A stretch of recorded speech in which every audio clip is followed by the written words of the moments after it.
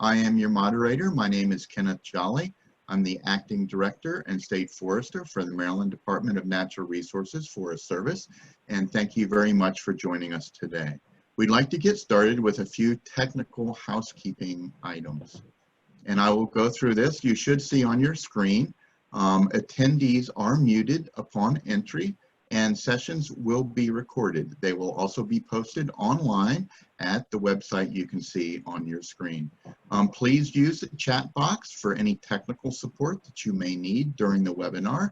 And if you have questions for the panelists, please submit them using the Q&A feature or by raising your hand in the chat room during the discussion at the end of the presentation. Polling questions will also be used during today's session. To answer a poll question, just click on the radio button next to your answers and then click submit. Let's go ahead and practice a polling question just to get a little bit of information about the group with us today. So, how many people are viewing the webinar with you today? To remember to answer the polling question, just click the radio button next to your answer and then hit submit. I'll give everyone just a few seconds to do that. And then the results from our poll should be showing on your screen right about now. Okay, it looks like the majority are just individuals, so that is good. We have a second polling question. How would you best describe your role as an attendee for today's session? Please select all that apply. Once again, just click the radio button next to your answer and hit submit.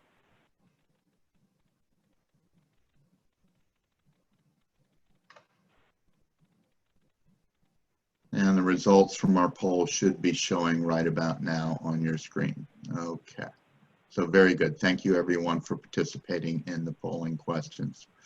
This webinar today is part of a series, and we hope that you will be able to join us for the additional 2 sessions.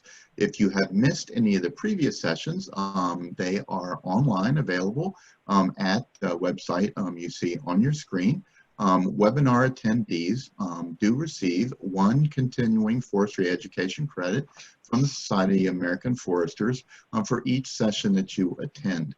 And other credential holders can also self-report their attendance in this series to meet their continuing education requirements.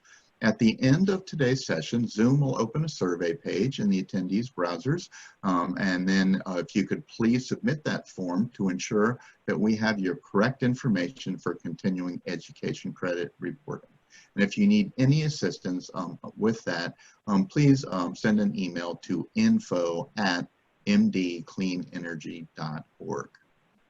Okay, this program, this webinar series, is offered in association with the Spurring Fossil-Free Biomass Initiative, being brought to you by the Maryland Forestry Foundation, the Maryland Clean Energy Center, and that is in partnership with the Maryland Department of Natural Resources, the Sustainable Forestry Council, and funding has been provided for this by the Maryland Agriculture Education and Rural Development Assistance Fund. And we thank all of our sponsors for their sponsorship of this webinar. Today's webinar, we have a great lineup of speakers. At the end of the session, as I mentioned earlier, there will be time for question and answers. Please remember that questions for the panelists can also be submitted via the Q&A feature at any time during the presentation, and then we can answer those at the end of the session. With that introduction, let me give you a brief overview of this webinar series. Using woody biomass for energy has neutral impacts on carbon emissions when the right policy and regulatory framework are in place. It's important for educated stakeholders to work together to create sound policies and regulations for the harvest and use of woody biomass for energy. In this webinar, participants will gain a broader understanding of the following 3 topics. First of all, basics of forest carbon accounting, including the critical role of scale and time. Secondly, participants will learn about emissions associated with typical woody biomass energy systems and the ability of available technologies to comply with Maryland air quality regulations. Thirdly and finally, participants will learn about state policies and laws for climate action and clean energy, including the opportunities and barriers for woody biomass energy under current policy. So that is an overview of what we'll be covering today. Our first speaker who will be introducing our webinar today is Dr. Suzanne Dorsey. Suzanne is Assistant Secretary with the Maryland Department of the Environment. With over 30 years of experience working towards conservation milestones, she has learned that trust relationships are the key to success. Suzanne was the leader of community-based environmental nonprofit for over a decade and worked on issues ranging from endangered species protection to coastal resiliency. She was privileged to work with the agricultural community to balance the business needs of farming and forestry with vibrant natural resources. Now at MDE, Suzanne works with Water and Science Administration on Chesapeake Bay restoration and major issues that require cross-agency collaboration like climate change and water quality nutrient trading. Suzanne, please introduce our session today. Kenneth, thank you so much. And on behalf of Secretary Grumbles at the Maryland Department of the Environment, I'm so pleased to be with everybody today. I was born and raised in Maryland and even educated at University of Maryland. And like many of my fellow citizens here, I was raised with a healthy skepticism about any industry that cut down trees. Now, before you click end the session, please allow me to let you know that I was introduced to the forestry industry in North Carolina, where I partnered with industry members to and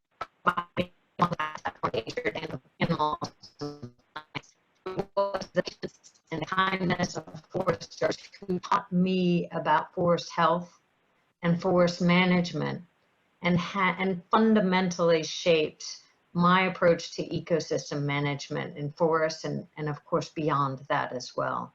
So I'm grateful that they put up with the Yankee upstart who had some misguided perceptions about the role of the forest industry in protecting forests and managing ecosystems. So it's with that perception that I humbly approached this group of people, and I'm grateful that we have this important workshop series so professionally managed to help all of us take advantage of the opportunities that forestry and forest biomass can have in protecting and the environments and the climate issues in Maryland. So my colleague Chris Beck today will make the connection between woody biomass, energy, and forest carbon sequestration and our climate action plan. We know that appropriately scaled biomass energy products are an important part of our renewable energy strategies, like our better known wind and solar projects. I know that healthy forests are a key practice to restore our precious Chesapeake Bay. I also know that healthy forests are a key resilience tool, not just in their ability to sequester carbon, but also in their ability to avert floods and even to cool the air to help mitigate the impacts of climate change. So our bay restoration goals, our climate change goals, and our forest industry are highly integrated. We need all of these to be functioning very well in order to be successful in any of those areas. Governor Hogan introduced the Sustainable Materials Management Program in Maryland.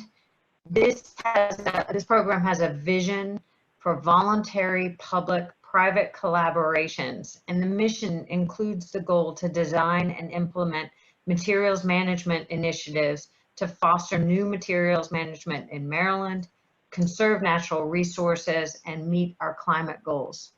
Right now, much of our wood goes into our landfills and slowly pollutes the air with CO2, impacting our carbon mitigation goals. We all need to work together to find better uses for this material and help us not just protect climate and air and land, but also minimize our landfills. In Maryland, we know that our forest ecosystem is fractured and much of it is unmanaged. Ideas highlighted in this series of workshops will help shine the light on ways for landowners to keep forests in management and to keep them protecting our land, our water, and our air while providing climate mitigation services. I think that there's an opportunity here to build a strong Maryland forest industry. The industry has been highly impacted. In some ways, it's been overly regulated. We need to think clearly about the opportunities in the forest product industry. I've recently spoken to the Maryland Builders Association about how using locally sourced wood can allow them to be climate champions by sequestering wood products, wood in buildings, using localized wood products. We can really begin to make a difference, not just in the energy sector, but also in the sequestration sector. But they need you. They need to be educated. They need to know that Maryland wood industry can source a lot of these products. Have you been to Southern Maryland and seen those engineered wood power lines? There's a number of new and exciting ways that we can help our local economy use our resources in forestry to make Maryland better. So with that, I want to thank you for the expertise that you bring to this workshop, the opportunity to learn and grow and expand our clean air, our clean water, our clean climate, and our future with a strong and resilient natural resource economy in Maryland. Thank you, Kenneth. Thank you, Suzanne. Much appreciated. That was a great introduction to our session today. Thank you. Our next speaker is Kendall DeLyser. Kendall is the Senior Manager of the Forest and Climate Program at American Forest. She oversees multiple research or projects and serves as the organization's technical expert on forest, carbon, and climate change. She is currently leading research partnerships on forest soil carbon, management impacts on forest ecosystem carbon, and on the importance of forests as natural climate change solutions. Kendall will be co-presenting with Dr. Elliott Campbell. Dr. Campbell is the director of the Center for Economic and Social Science at the Maryland Department of Natural Resources. His expertise in ecological economics, which is a field focusing on the interactions between people and the natural environment. Part of his work is on quantifying the carbon benefit of natural lands and planning for how Maryland can increase those carbon sinks. He represents the department on the Climate Mitigation Work Group and represents Maryland on the Natural and Working Lands Work Group on the U.S. Climate Alliance. Prior to his current position, he was a research faculty member at the University of Maryland, College Park. So Kendall and Dr. Campbell, if you could please tell us more about forest management and carbon accounting. Great, thank you for that introduction, Kenneth. Just gonna share my screen and make sure that you can see my slides here. Possibly. There we go. Can you see my slides? Perfect. Okay, so thank you so much for having me here today. I am excited to be part of the great lineup for this webinar series and to kick us off this morning with some carbon accounting. Sounds like fun. Let me give you a quick little background on American Forest before we jump in. We are the country's oldest forest conservation organization, founded in 1875. And we've been working in the space of forest management ever since. As an organization, we work to create healthy and resilient forests that deliver essential benefits for climate, people, water, and wildlife. We often work with local or state partners and other conservation groups to do this, and we focus on helping our partners use forest management to maximize their benefits under these 4 pillars. We're interested in making sure that markets encourage and allow for scientifically and environmentally sound practices. And we're interested in finding ways to use policies to implement these practices at scale. And so we've been invited here by our Maryland DNR partners today to talk about these opportunities in the context of woody biomass. And my role in this discussion will be to cover some carbon accounting basics on using woody biomass for energy, and then I will hand it over to Dr. Campbell from Maryland DNR to fill us in on the policy and market opportunities from the state's perspective. Now, for a quick refresher on the forest carbon cycle, we can take a look at this graphic. We know that trees take in carbon through photosynthesis as they grow, making them a carbon sink. And as they die or as they're harvested, their carbon leaves the forest and goes elsewhere. Now, it can be transferred back to the atmosphere if the wood is burned or decomposing, or it can be transferred into wood products first. And in this scenario, it's important to remember that just because the carbon is no longer in the forest, that does not mean that the carbon is then immediately released. Just move somewhere else. And this idea helps keep forest carbon moving through a closed loop where whatever carbon is released may eventually be recaptured as those trees regrow. Now compare this with carbon emissions from fossil fuels that are not recaptured by that system. Now this is a key difference between biogenic carbon, like what's found in trees and other plants, and fossil fuel carbon, that difference between an open or a closed system. Now this graphic builds on that idea in a slightly different way. Now here we are contrasting the narrow view of forest carbon, looking only at the forest ecosystem, with a broad view, where you look at the fate of carbon in the forest and beyond, tracking it through harvested wood products and through substitutions in other parts of the economy. And the view you take is determined by how you define or draw boundaries around the system that you're considering. And then depending on your view, the effects of the exact same management activity, like harvesting, can turn out to be vastly different. It's critical to take a broad view to capture the full net impacts of forest management activities, especially because this is where the carbon impacts of bioenergy come into play, as you'll see in that right-hand graph. Now, this definition of one's view is one of the foundational questions of the carbon accounting approach that we'll be discussing today. Now let's talk a little bit more about this carbon accounting in terms of woody biomass, because this gets to the heart of long-standing discussion around whether using woody biomass for energy can be counted as carbon neutral. Now, several big scientific bodies have taken a crack at this question over the years, including EPA's Scientific Advisory Board, the Joint Research Center of the European Commission, and others. The consensus across these studies is largely the same, namely that carbon neutrality cannot be assumed for all biomass energy up front. There are circumstances in which biomass is grown and harvested and combusted in a carbon neutral fashion, but carbon neutrality is not an appropriate a priori assumption. It is a conclusion that should be reached only after considering a particular feedstock's production and consumption cycle. So in other words, it depends on how you define that system that the feedstock is coming from. This supports that concept of narrow versus broad views from the previous slide and points again to the importance of how you define your system in which you are assessing carbon neutrality. And I think another great reminder for us in this discussion is that biogenic feedstocks that replace fossil fuels don't necessarily have to be carbon neutral to have a better climate impact. So how do we define the system for our carbon accounting? Well, the EPA approached this question with its biogenic accounting factor, which essentially connects stationary source emissions, think power plant, with the carbon cycle, so that we can more realistically account for the broad view of biogenic carbon, like in woody biomass. Biogenic accounting factors should be specific to a certain feedstock from a certain region with a certain production process, including past land use and current land management. A biogenic accounting factor of 0 in this equation represents carbon neutrality of that feedstock.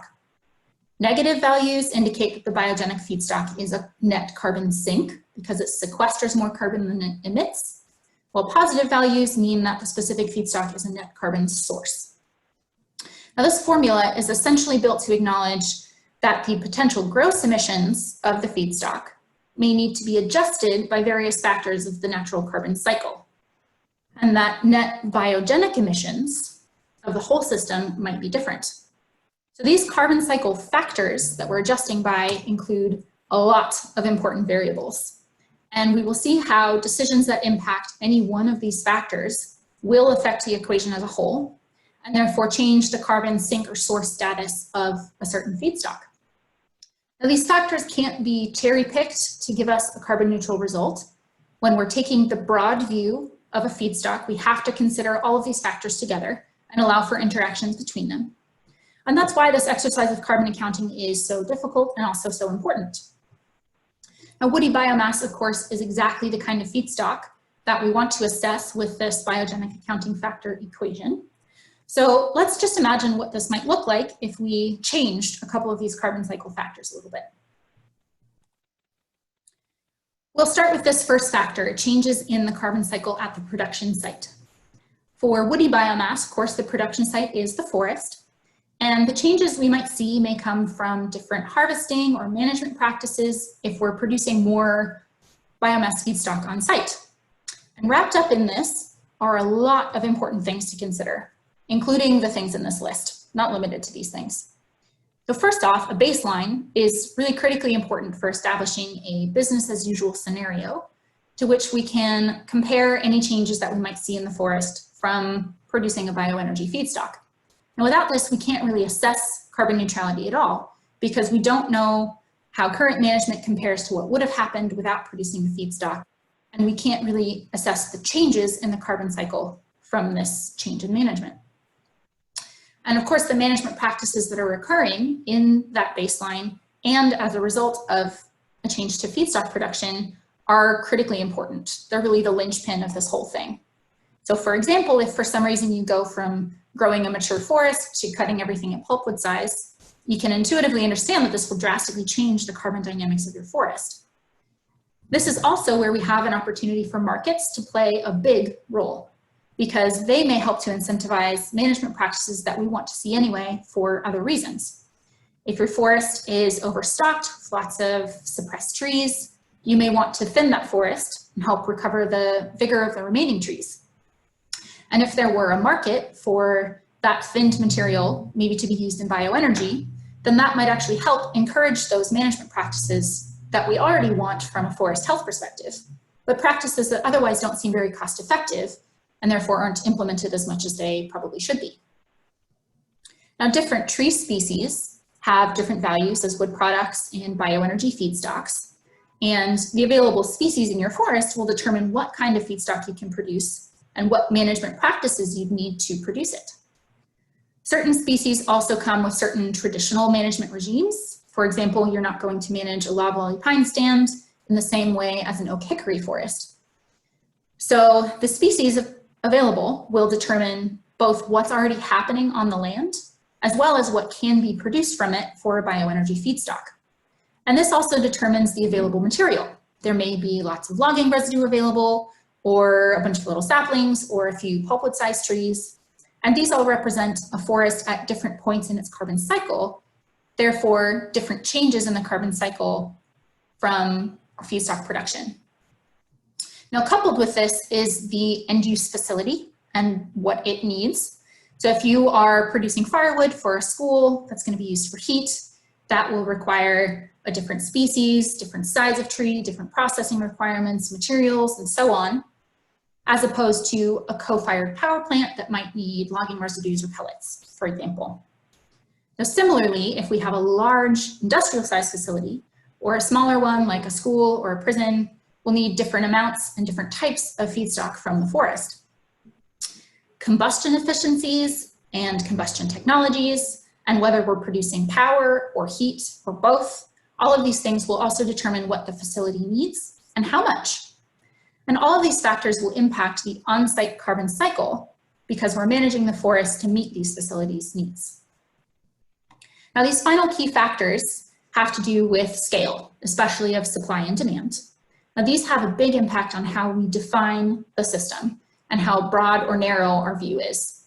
As Brian Kittler mentioned last week, a market will only be sustainable as long as it's scaled to its supply. And therefore, the potential for bioenergy, the carbon neutrality of woody biomass, will depend on the size of the supply, how much feedstock can reasonably, sustainably be sourced, and how that compares to your market.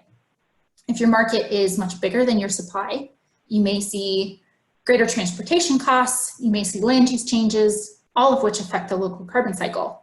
And all of that would be done to meet your market demand. And we know that that will change this factor in our biogenic accounting equation.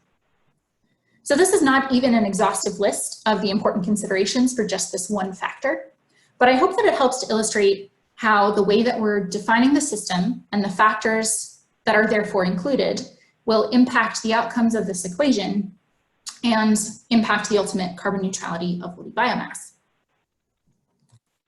Let's take a quick look at just one more example using a second factor of the proportion of feedstock emissions offset by feedstock growth. Again, there are a lot of important considerations here, including a timeline. This is a really important variable in almost every one of these carbon cycle factors, especially for trees because they take a while to grow and sequester their carbon.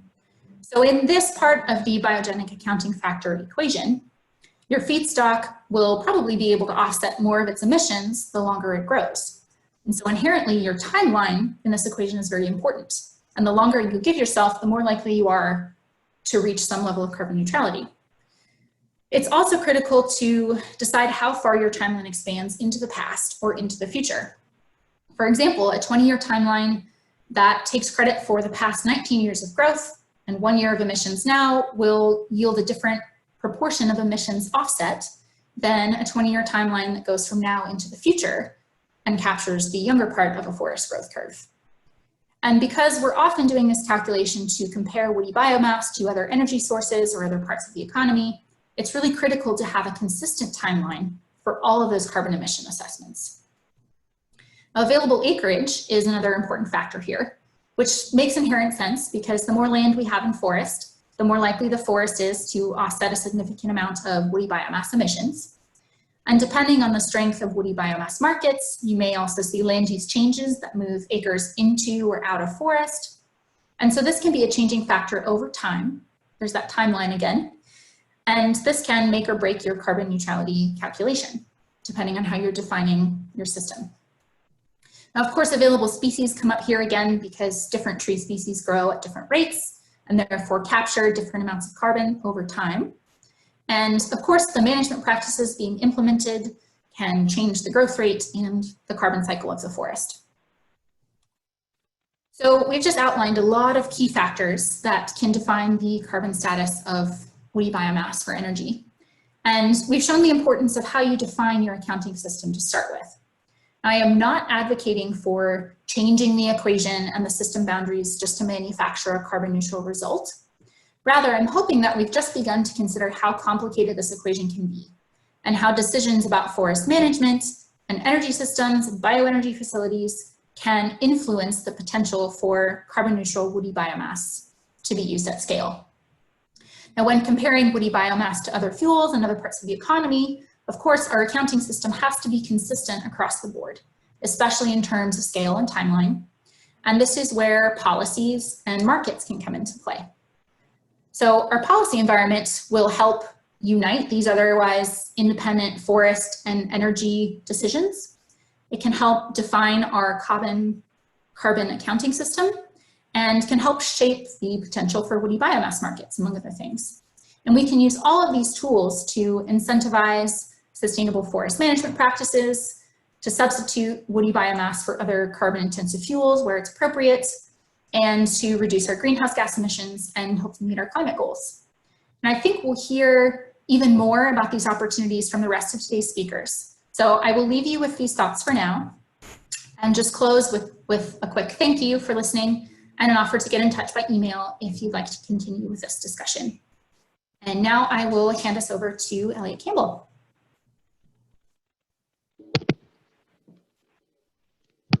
Thanks, Kendall.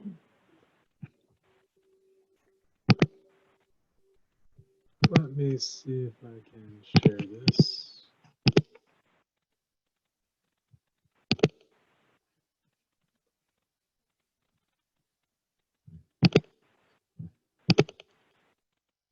Can everyone see my slides?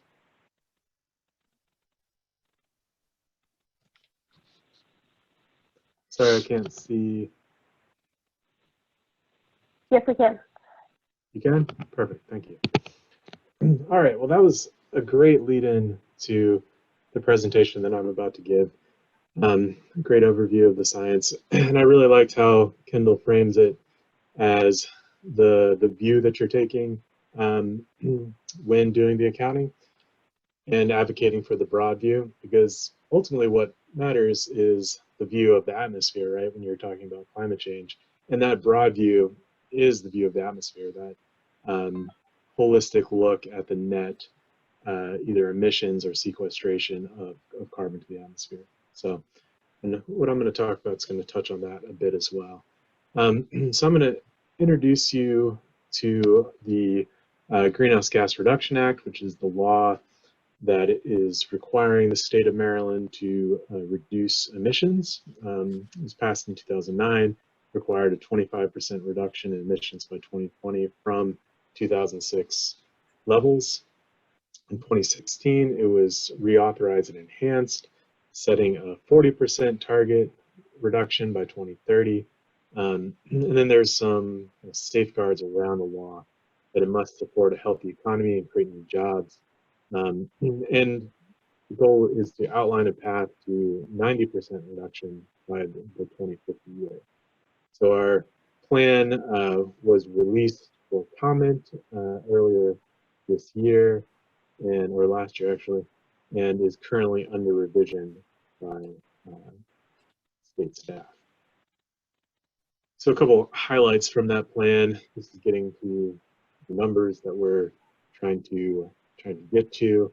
So the 40% reduction requires a reduction of almost 43 million metric tons of CO2 equivalent in a given year. And in the 2017 inventory that NDE completed, we had gotten already to 28.74 million metric tons of CO2 equivalent, which exceeded that 25% by 2020 goal. And there are some caveats around that number. 2017 was a particularly mild year in terms of weather. And MD will be completing the 2020 inventory, I believe, by the end of next year, which is also going to be a very strange inventory, of course, with the COVID outbreak and the reduction in emissions we've seen. So it might be, they'll either have to do some adjustments to account for that, or we may not see a more representative inventory until a couple years down the line. So here's a figure from our plan showing the reductions that are planned to 2030. It doesn't include additional reductions after 2030, but an idea of that pathway. Now you can see that the bulk of the reductions are coming from electricity generation. The one area that I'd like to point towards are these reductions from forestry emissions that, at least in the plan as it's formulated now, are projected to increase. So we'll talk a bit about the likelihood of that.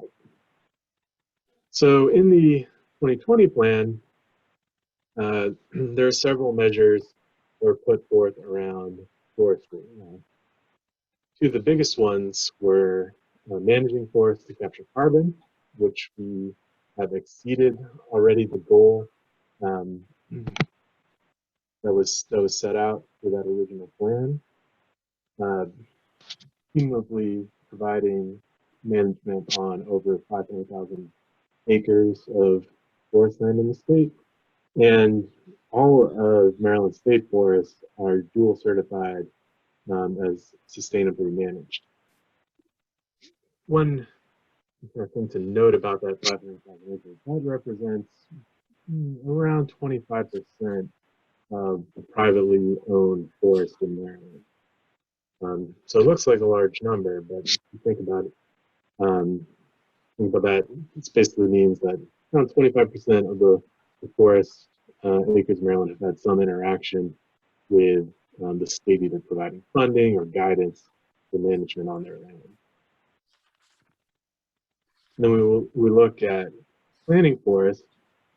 Again, this is a cumulative number over time. We've just about hit that goal, pretty much hit that goal exactly of course, planting in 2018 and should exceed it slightly by 2020. So essentially what I'm saying is, for the most part, we've achieved what was set out to, we always set out to achieve in terms of forestry in our plan. And then for the 2030 plan, we've set out a range of targets to account for the uncertainty in the forest economy, in funding for our different programs, in landowner engagement with the programs. So we put out a low, medium, high, and then we, talking to staff, particularly in the Maryland Forest Service, we looked at more recent trends on the different programs and put out a target. So this number down here at the bottom in bold is what I would like to draw your attention to. And so we expect that by 2030, our actions will increase the forestry stink in the state by about 1.4 million metric tons of CO2 equivalent per year, ideally. So you might be asking, I see forest management, I see planting forests, the urban tree canopy. We added an avoided forest conversion category in this 2030 plan to account for the benefits, particularly of the Forest Conservation Act in retaining forests. But you don't see woody biomass, and there's a reason for that. So it's not that it's not included, but we're not currently projecting the greenhouse gas benefit. And the reason for that is we're kind of taking a conservative approach. We didn't have any new biomass energy facilities from 2006 to 2020, the period of our prior plan. So we definitely still have woody biomass energy included in the plan. We're still advocating for, DNR as a whole is advocating for new woody biomass, but we don't want to, plan for something until it happens. In the prior plan, we had a target greenhouse gas reduction through woody biomass, but since there are no facilities, it wasn't achieved. So any new facilities that are built or are being planned to build, we will include their carbon benefits. But waiting to see what is actually built in the state, I think, is a better approach, because as Kendall showed, there's a lot of different factors that go into the carbon benefit of facilities. It's not just the megawatts of electricity production or BTUs of heat that are provided. It's also what the biomass source is. Is it residuals from harvest? Is it waste wood from urban management? That sort of thing. That if we wait to see what facility is actually built, we can do a really good job of seeing exactly what the characteristics of the facility are, and doing a better job of quantifying the carbon benefit.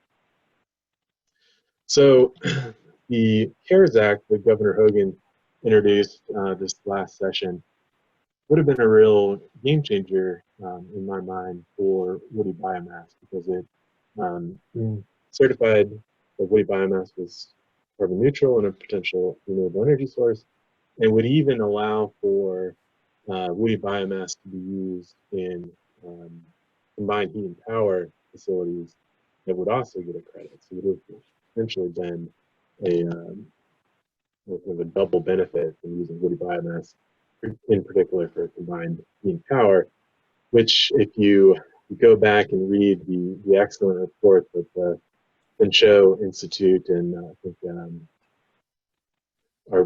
the prior speaker from the last session was the lead author on, they showed that combined heat and power had the most promise of any woody biomass to energy method in Maryland.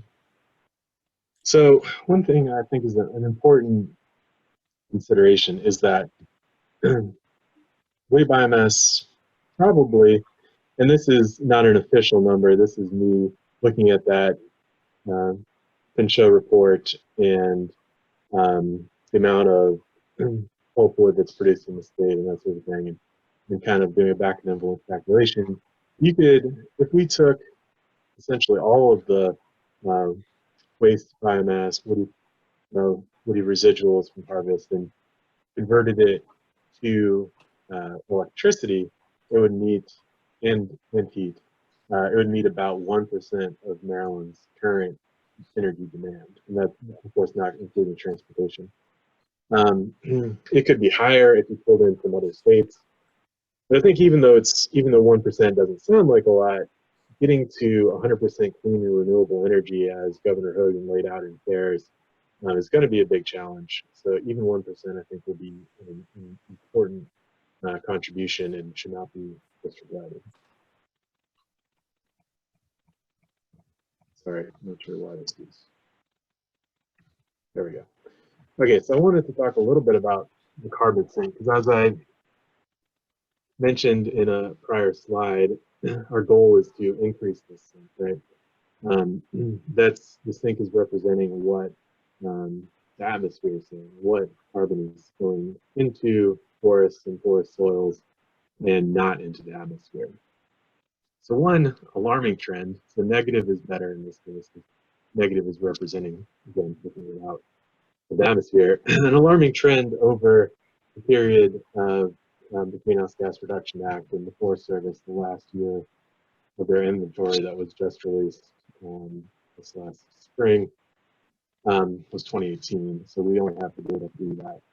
But it shows that our inventory has decreased over that period of time.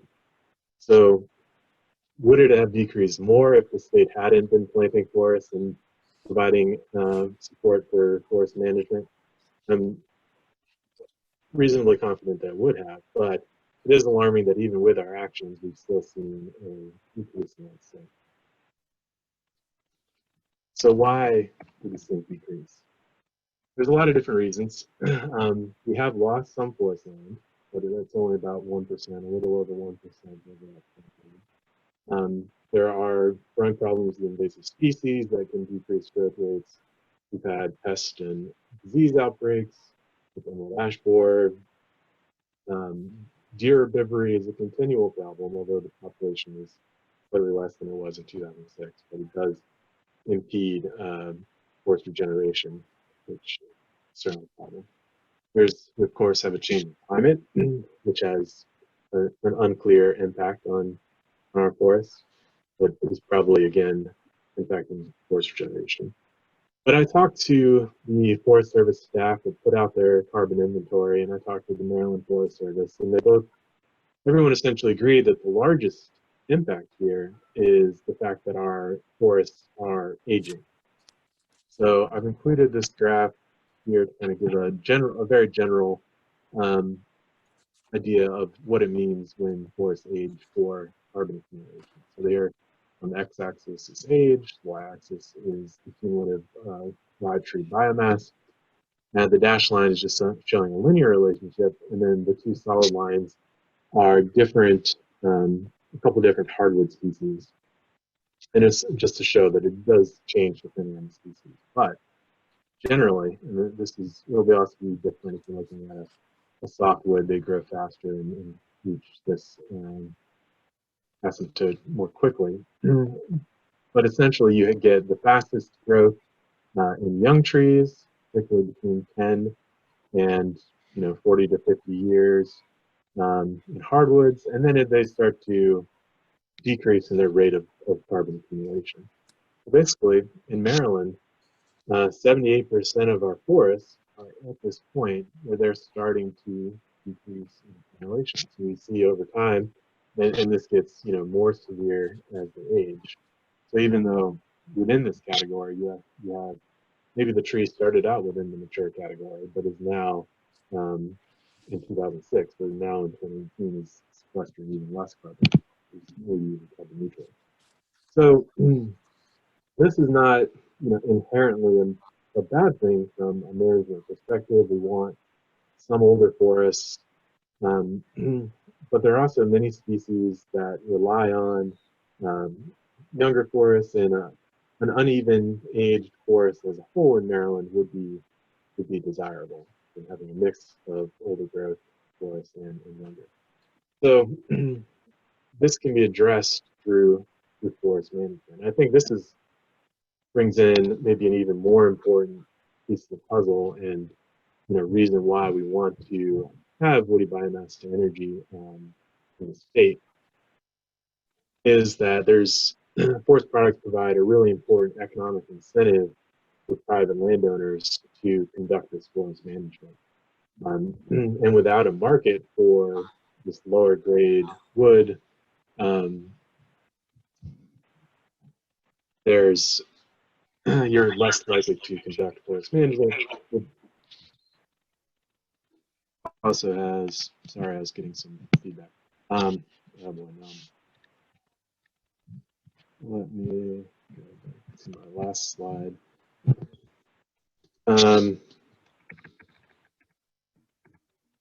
Sorry, I did go to the last slide.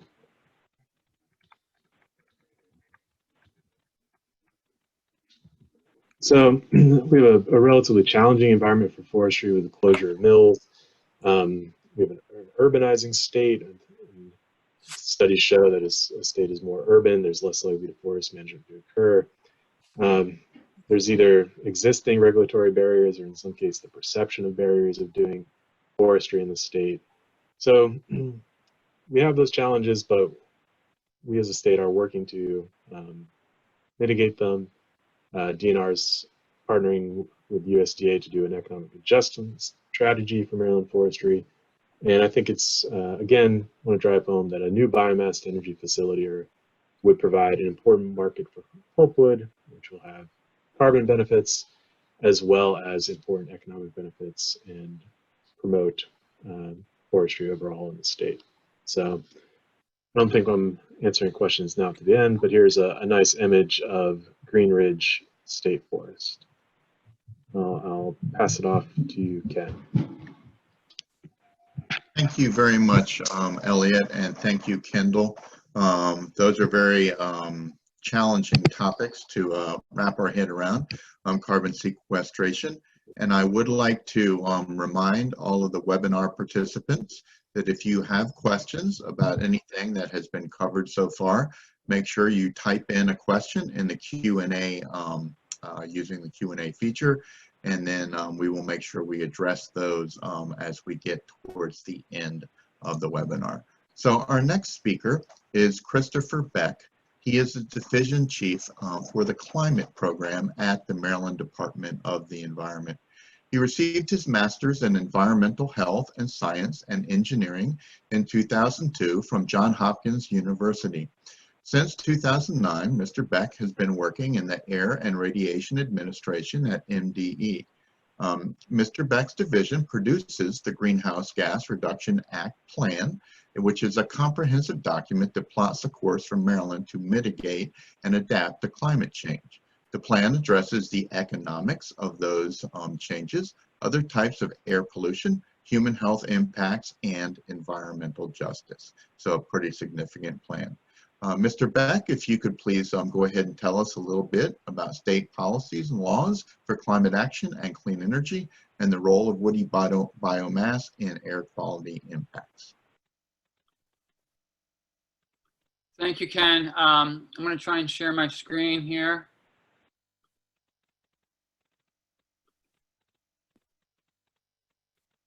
Look okay? Great. Thank you for the introduction, Ken, and thanks to the speakers, especially Elliott, who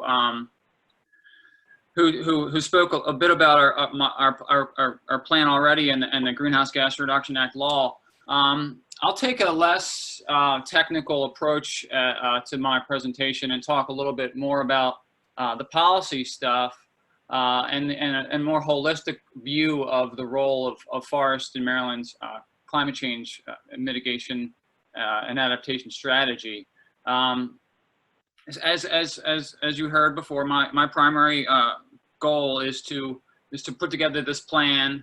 It has at current about 100 different programs aimed at reducing greenhouse gases and also adapting to the impacts of climate change.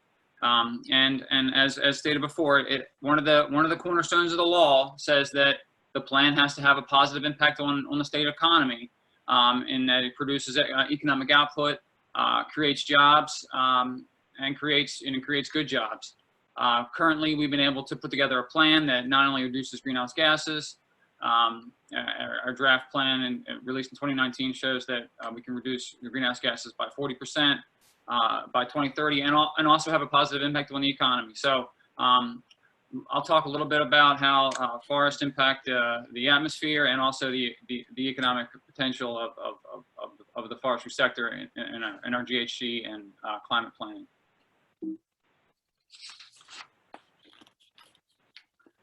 So biomass is already part of our greenhouse gas reduction strategy. We have great partners in DNR and MDA who lead programs and write policies aimed at increasing sequestration, or what we call carbon flux. That's an inventory term. And we work with the Maryland Energy Administration, who incentivize programs that incorporate biomass. Another important renewable energy or GHG policy that's relevant to climate planning for us is the Renewable Portfolio Standard, which requires electricity suppliers in the state to source more and more of their energy from renewable resources. The RPS, also, the law is called the Clean CEJA was the acronym that we use. It requires that 50% of the energy from energy suppliers come from renewable resources, and it also requires that, which is relevant and timely in this matter, is that the law requires that we come up with a plan to achieve 100% renewable electricity by 2024, and we have to implement this by 2040. So MDE is eager to learn more about where biomass fits into that planning. The right protocol for carbon accounting, which was already covered well prior to this talk, and how biomass specifically fits into our climate planning goals at MDE.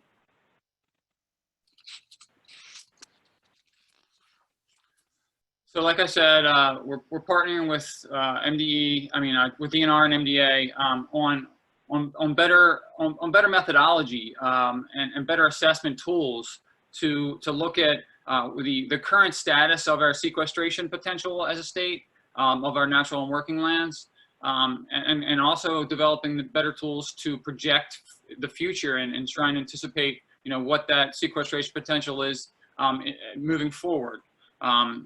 Luckily for us, as residents of the state and residents of the earth, Maryland has done really well in developing a significant sequestration in the state with our farmers and our ag sector, where we are leaders in healthy soils legislation, where we've been sequestering carbon for a long time. So rolling those greenhouse gas carbon sequestration practices into our plan now requires us to look at what we already have in the ground, and then look forward as to how we can improve upon those. So our baseline's already pretty good, but we still need to keep that sequestration that slope growing, as Elliott spoke about. Important to note is that the MDE climate modeling, the tools that we have are being used currently as we speak. So the suite, the contractors that we have to help us do this greenhouse gas modeling is complicated. So we hire a team who does the modeling. They're called E3, and the tool's called Pathways. So we look at all 100 programs and how they interact, and at the end of the day, what's the greenhouse gas impact of all those programs and as they work together. And in order to do that, we develop these policy scenarios where we incorporate, various programs and various levels of ambition for some of those programs. So as we have this talk, we're developing those policy scenarios, which speaks to how important it is to have this discussion now. Elliott showed a similar graph.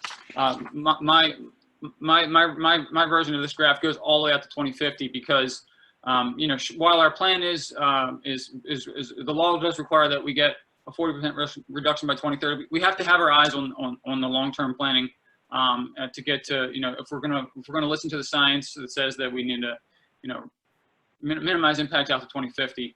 So our goal is 40 by 30, but we have a long view here. So we just need to stay on that trajectory towards 80, greater than 80 by 50. So that's what the slide shows here. Elliott talked about how 2017 inventory shows that we're a little bit low. We really attribute that to good weather, convenient weather, and also, like Elliott said, the pandemic will be interesting.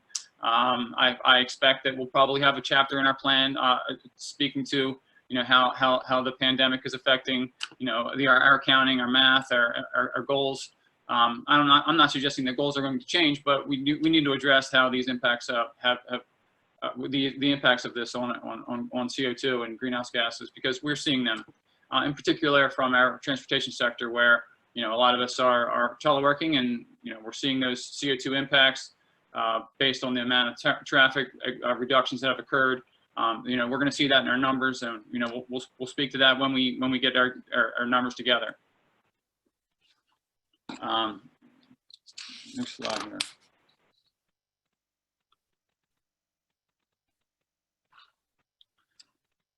So I borrowed the 17% statistic from Dr. Campbell.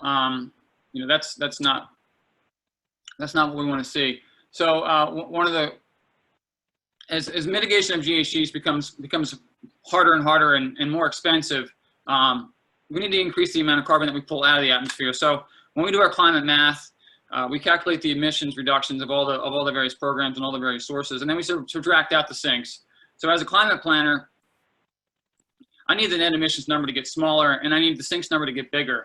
You know, net emissions is what we're chasing here for goal setting and progress tracking.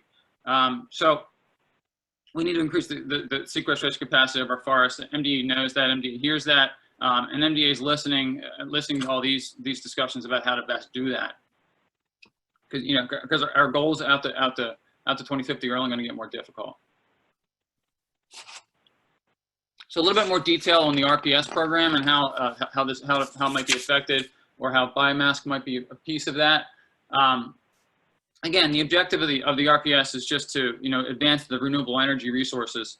It requires electricity suppliers to meet a prescribed minimum portion of the retail electricity sales from various renewable sources. And biomass is a tier 1 renewable energy resource in the RPS.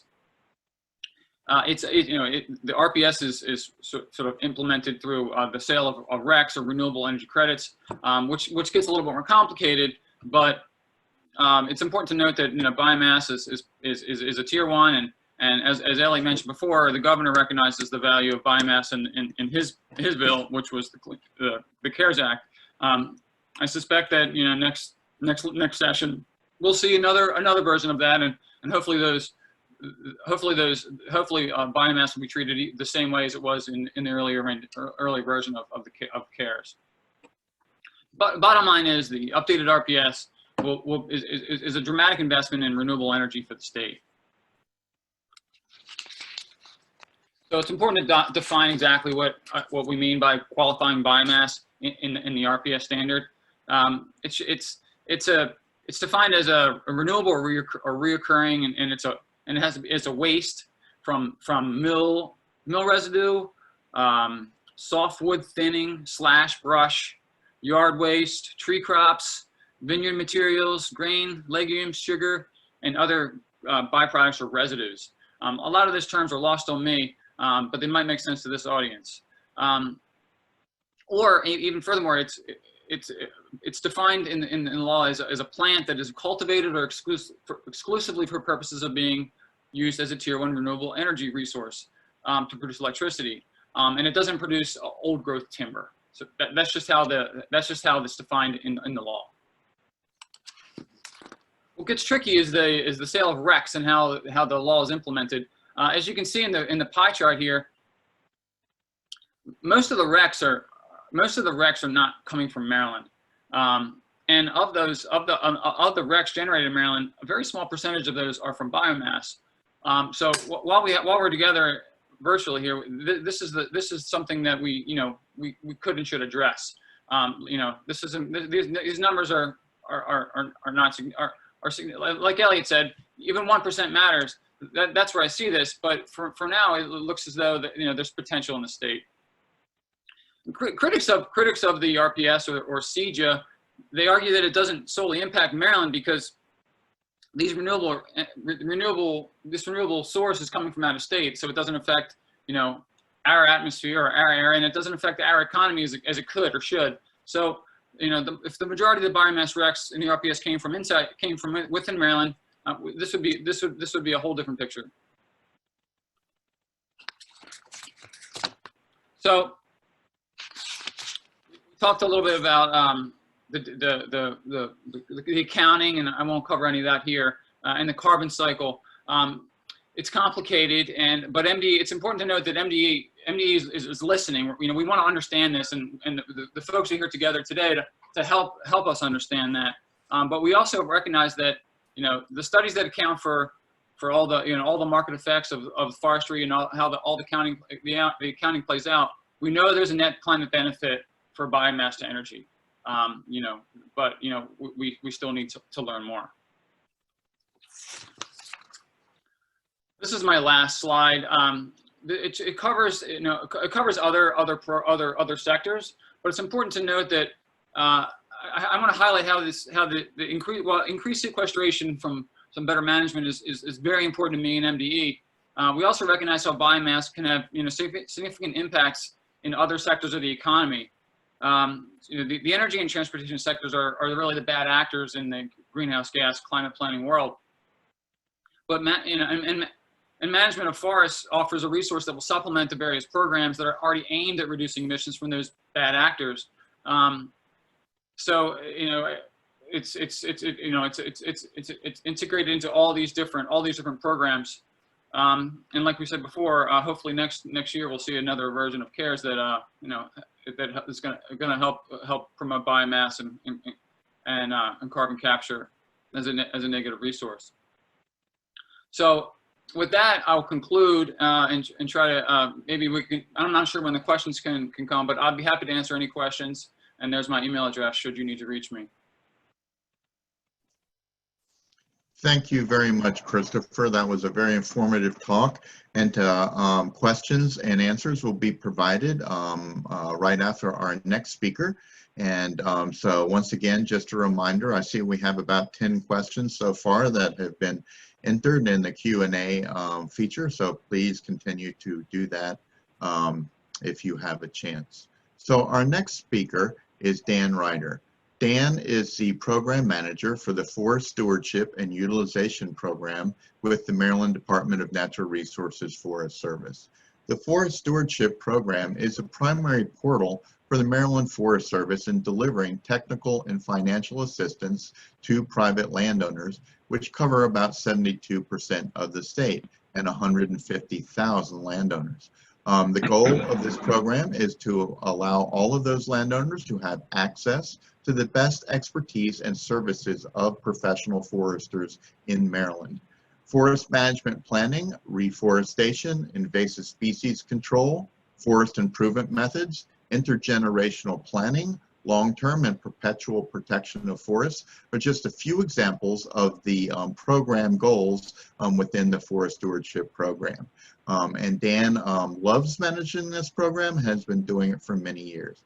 Dan, please tell us a little bit more about the Maryland perspective on the biomass market and policy considerations. Great, thank you, Kenneth. I'm not able to use Zoom, so I'll be asking Sabrina to advance the slides as we move forward. So what I'd like to do today is bring us back to the sources and supply of the wood itself, and hopefully show a link as to how that impacts and benefits our goals for carbon attenuation and improving forest health. One thing that I'd really, really like to emphasize is that there's just no way possible that any energy market could lead to deforestation. That may seem counterintuitive to some people, but the market structure of energy, it's just not possible that the value of wood as fuel would ever rise to the level of actually driving and causing harvesting. All the wood that would be going into an energy market is already produced. It's already out there. It's made every day. It's just not utilized currently as energy, and it could be. So, the benefits of using wood as energy in our more urban areas. I see the waste trimmings from arborist activities as being the primary source of supply, also manufacturing waste as well. And by converting those waste products into energy products, not only would we reduce our waste stream, but we would actually be able to avoid the use of fossil fuels for energy. And attain some of our goals for achieving zero waste. Moving out to our more rural areas, we had energy markets that could consume low value, low grade wood. That would give us a tremendous benefit for doing better forest management. Better forest management leads to keeping more forest in the landscape, and it also leads to the same forest attenuating more carbon and impacting our other forest objectives that much better. Okay, so with that, Sabrina, if you don't mind, let's move to slide number 2. I'm going to try to move really, really fast from this point forward. So I've been doing this for a long time. I've been trying to help people transition into using wood for energy for a long time. It's not a new technology. It's just new to Maryland. Systems exist all over the country. There's just not that many in Maryland. So when you're talking with a facility manager in Maryland or an engineer or a banker, by and large, they're not familiar with the technology at all. And typically, I get the same 3 questions within the first 2 minutes of having a conversation. Number 1 is how much wood's out there, where does it come from, and when does it run out? And really, when you get to thinking about what they're really truly asking, it all boils down to economics. And the bottom line is they just want to know, well, what's it going to cost into the future? And then that's important to them because they're thinking about, well, maybe I'll be better off using another source of fuel. So maybe wood looks good today, but will it always look as good as oil, as an example? Next slide, please. The message that I want you to get from this slide, which, by the way, is just a little bit out of date, a little bit old. All the numbers here have actually improved since 2008.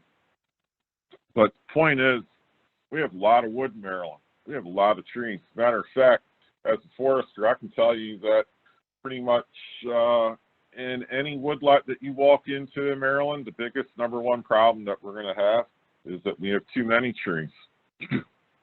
More on that later. Next slide, please. So let's take a look at the actual supply network. It's very diverse and something that really needs to be stressed right now is that all of this wood that could be used as wood energy is already being produced. And not one of the producers currently view themselves as an energy supplier. They're out there doing their normal day-to-day job, whatever that is, whether it's a logger, tree expert, sawmill, they're out there pursuing their primary business. The wood that could be used for energy is simply a byproduct of those daily activities. And in some cases, that wood goes to some other market today. In other cases, it has no place to go, and it has to be disposed of. So one of the great things about the diversity here is, and the fact that this wood is being produced anyway, it leads to price stability.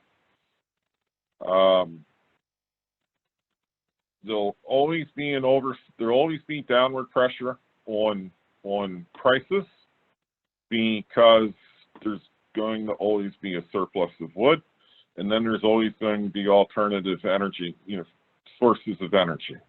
If wood prices were, for some crazy reason, start to creep up too high, well then that upward price pressure will be capped by the comparative cheaper fuels such as gas or oil. So the alternative fuels will always level off the wood price. And then also the producers of this wood are always looking at, well, if I don't have a place to sell it, then I have to pay to get rid of it. So any kind of a price is better than a cost. So those factors right there will tend to keep wood prices very, very stable and very, very predictable. Next slide, please. So let's take a look at the individual suppliers. Arborists in Maryland, we call them licensed tree experts. These are the guys that run around, they get paid to trim trees. They don't get paid to produce wood. They get paid to trim trees. As a byproduct of being paid to trim up a tree or to cut it down, they generate a lot of wood. Most of them find markets for that wood either through the firewood market or through the mulch market, both of which are very seasonal, both of which are not very lucrative at all. These guys would very much welcome an additional market for their wood. Next slide, please. Natural wood waste recycling facilities. There's 45 of these licensed in Maryland currently. Collectively, in 2018, they took in over 400,000 tons of wood. During some parts of the year, they may charge a fee to deliver the wood. Their outlet for their product is the mulch market, which is also very seasonal.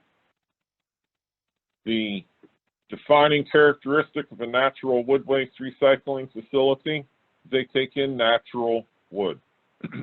There's contaminated wood not allowed. That's important. Next slide, please. So with loggers a little bit harder to measure. We can easily measure the number of loggers, but their output in terms of wood that would be suitable for fuel, a little bit harder to measure, but we can put some really good estimates on it. The driver for loggers, they will always have to look at their production cost compared to what they'll get at the receiving facility. Pretty basic stuff. The challenge that loggers will have is they currently do not produce a wood chip. And that's important because that would be the form that wood would need to take to be utilized as energy. So loggers are going to look at this as a business decision.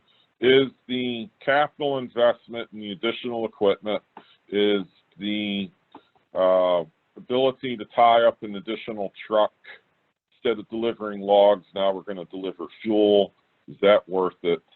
So they'll have to play the risk analysis before they decide to become an energy producer.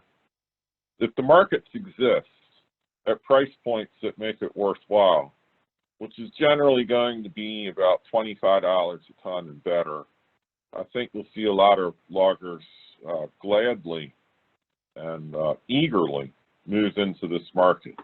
The reason why I say that is because the majority of the markets for the small diameter, low value wood have been in very serious decline in recent years. And the loggers want to do a nice job out in the woods, and it's hard to do that without markets for that kind of wood. Most loggers that I talk to are increasingly expressing great desire for an energy market. Next slide, please. So sawmills, the potential for them to produce fuel from their processing is generally in the form of chips. When you take a round tree and turn it into a square piece of lumber, you generate a lot of unsolid wood, sawdust, bark, shavings, and chips. Bark is too valuable to use as fuel. Sawdust is too valuable to use as fuel. What is left are shavings and chips. Shavings are also too valuable to use as fuel. Chips already have a market with nearby paper companies, but that industry is in serious decline, and so even the paper market for chips can be a little bit uncertain anymore. The wood chip coming out of a sawmill is probably the highest quality chip available, and that makes it very attractive as a source of energy. The challenge that an energy plant would have in sourcing wood from a sawmill is that the sawmills are probably not going to want to redirect all of their supply to any one consumer, but they should certainly be able to negotiate for a portion of the production. Next slide, please. Aggregators. Currently, there's a few aggregators in Maryland. Are they supplying fuel today? Some are, to out-of-state enterprises.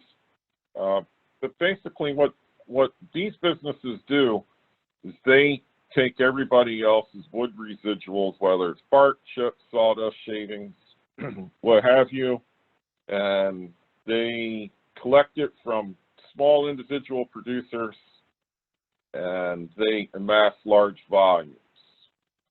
With the scale that they collect, that gives them the ability to attract purchases from distant markets. And that is a very unique service, and that same type of wood could easily be redirected to an energy market. I see the aggregators as being very key elements of any future supply chain in the energy market. Next slide, please. This slide is just to try to help people understand why any of these producer categories would be interested in the energy market and what would keep them engaged in it. If you look at this later a little bit more closely, what you'll see is that what energy offers is not so much a market opportunity to make a pile of money. it's more of an opportunity to diversify your customer base and to mitigate swings in other markets. The diversification tool. Next slide, please. Okay, here's my back of the envelope calculations for, well, how much wood is actually out there? Lots of people have looked at this, and depending on the sources of information you use and how you actually go about using those sources, you can come up with slightly different numbers. I'll stand by mine, and even though I admit that it's literally back of the envelope, I don't think I'm too far off if I'm wrong. And the bottom line is we have about 900,000 tons of wood every year that could be redirected to an energy market. Do I foresee a future where we're actually consuming 900,000 tons of wood in Maryland for energy? Not likely. But my point is that if we were to develop wood as energy in Maryland, we have absolutely no reason to think that any of those facilities would ever happen to run out of wood. The bigger challenge is the price fluctuations with alternative fuels. Now, down at the bottom, I added a little note down here at the bottom. That's enough wood for 10 combined heat and power plants in 80 schools. Obviously, I used a lot of assumptions in coming up with that pronouncement. But, you know, CHP system using 50,000 tons of wood, just to help you visualize that's currently what the ECI prison in Princess Anne uses. It's an 8,000 bed hospital, and they generate 5 megawatts of their own electricity plus all the heat for their hot water needs, which is significant. Your standard hospital would be about half that size to the same size. School, a big school, a really big school, would need about 5,000 tons of wood a year. Most schools in Maryland would probably only need about, I don't know, 1,500 tons plus or minus.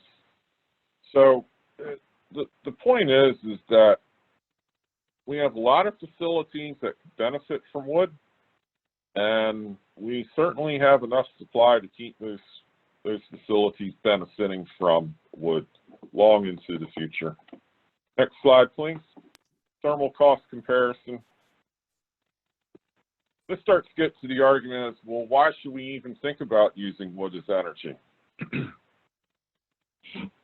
I guess I'd like to turn that around and say, well, why would you not want to use wood for energy, especially from an economic point of view?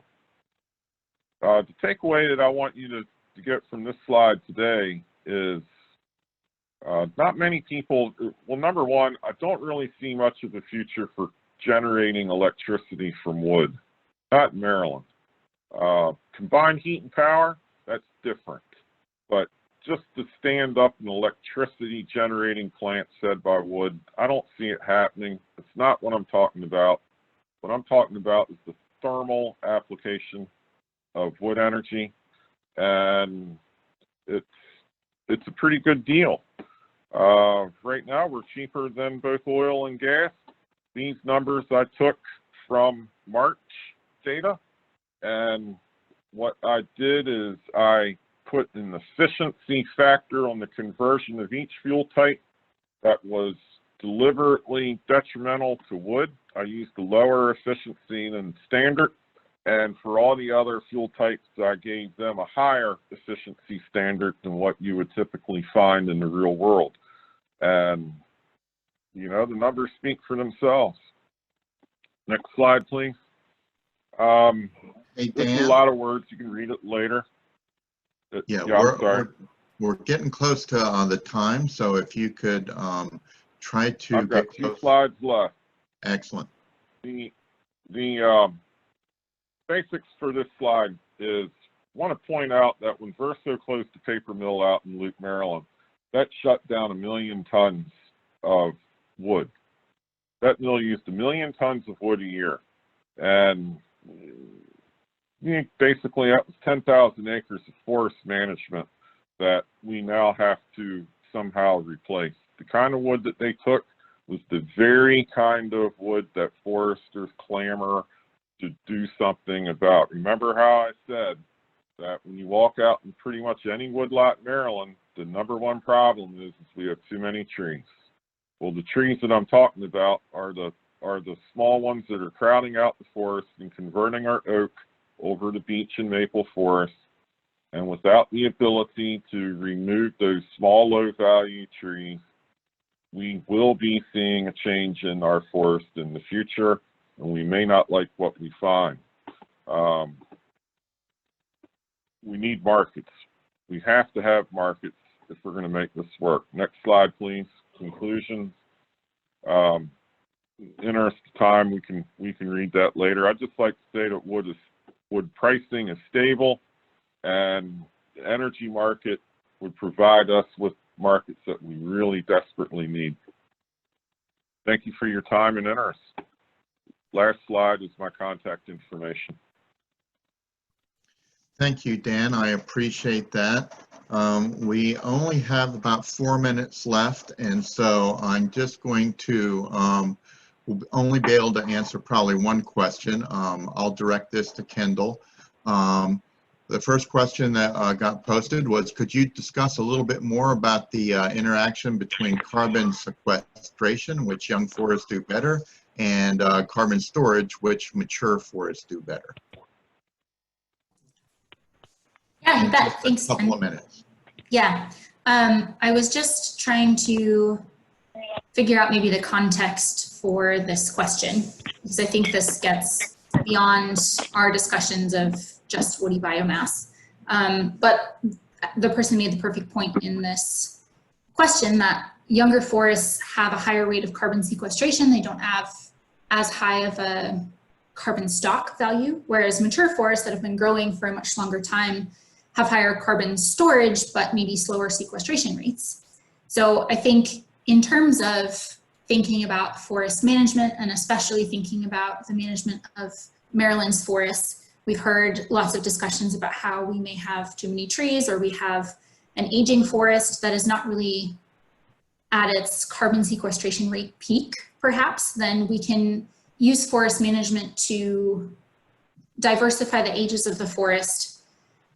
As we're doing that, we may, as Dan has been pointing out, we want to be using residues or products that are already going to be produced for bioenergy. And so there's a great potential for using forest management to accomplish the forest health goals that we want and forest carbon sequestration goals that we want in Maryland, and then also use the products from that management to support our bioenergy goals. I guess that would be the short answer for that one.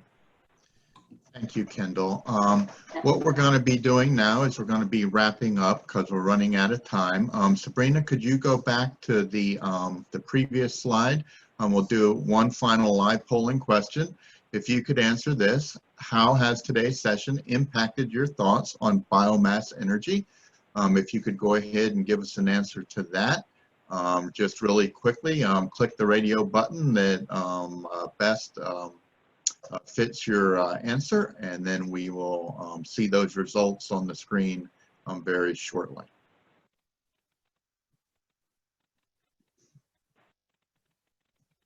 Okay.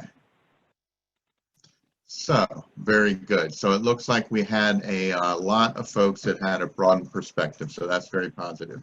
Okay, our last slide, we have reached the end of our session today, and I would like to thank all of our guest speakers. I think it was very informative. A lot of good information was covered. We weren't able to get to all of the questions that were posted, but those will be answered via transcript later on. So please check back to the website. I would also draw your attention to the website. There is a white paper that has been produced that covers a lot of these topics in detail that you can refer to, as well as checking back and looking at the webinars in the future. We hope that you'll be able to join us for the next upcoming sessions. Those are listed on your screen there, the 23rd of June and July 7th. And you can also see them posted online at the Maryland Clean Energy website. Thanks again. We greatly appreciate your attendance and your participation in this webinar, and we look forward to seeing you again in the future. Thank you.